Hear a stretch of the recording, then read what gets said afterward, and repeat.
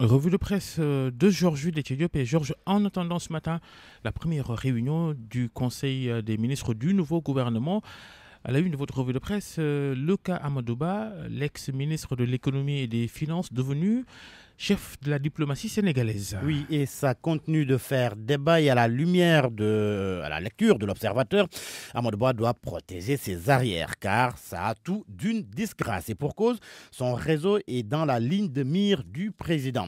Et l'on nous souligne qu'il a des ambitions présidentielles. Et vous avez quoi? L'observateur indique que le nouveau ministre en charge des Finances, Abdoulaye Daouda Diallo, aura un grand rôle à jouer dans cette opération. Disgrâce ou promotion, en tous les cas, le journal Le Quotidien affirme que Macky Sall va décider de l'avenir du nouveau ministre des Affaires étrangères aux prochaines locales. Et tout dépendra des investitures à Dakar. Et à Ndiaye, dans tout cela, il est maintenu au ministère de l'Intérieur avec un excellent rang protocolaire. De la poudre aux yeux, semble dire source A pour qui Macky Sall l'a déplumé. Le journal relève que Ndiaye est amputé de la sécurité publique.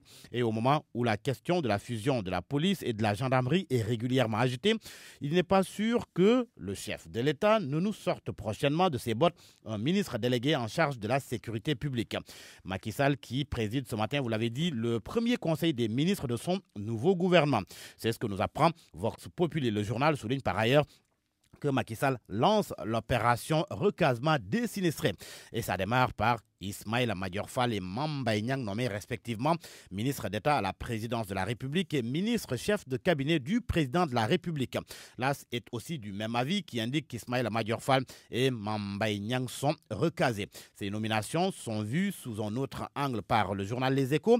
Mon confrère y voit un shadow cabinet. Les Échos soutiennent qu'au rythme où vont les choses, le Sénégal aura deux gouvernements. L'un encore dirigé par Mahammed Boun Abdallah Dionne et un autre qui se trouve à la présidence de la République sous l'autorité directe et unique de Macky Sall lui-même. Le journal cite les nominations de Augustin Tine, directeur de cabinet, Mahammed Boun Abdallah Dionne, ministre d'État, secrétaire général de la présidence de la République, des gens dont la loyauté ne souffre d'aucune contestation et certainement avec des attributions renforcées, prédit le journal. Et voilà qu'un autre fidèle se signale au palais, Mame Mbaye Niang, Ismaïla Madior Fall aussi.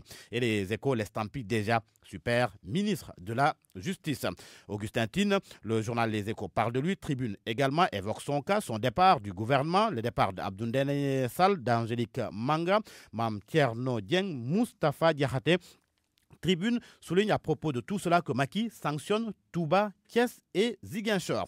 Enquête pendant ce temps s'intéresse à l'avenir au sein de la mouvance présidentielle. L'équation des transhumants se pose selon mon confrère, part du lion pour l'APR, portion congrue pour les alliés. Macky, selon le journal, prend la main pour son quinquennat. Et en zappant les transhumants, le professeur Moussa Diaw considère que Macky Sall a suivi l'opinion allergique à cette forme de récupération politique. L'enseignant-chercheur ne donne pas cher de leur peau lors des locales de décembre 2019.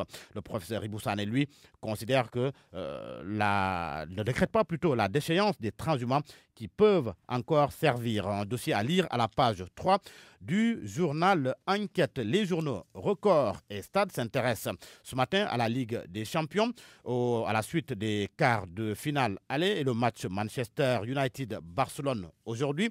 Pour Record, il s'agit d'un choc. Le journal Stade parle d'un match explosif ce soir.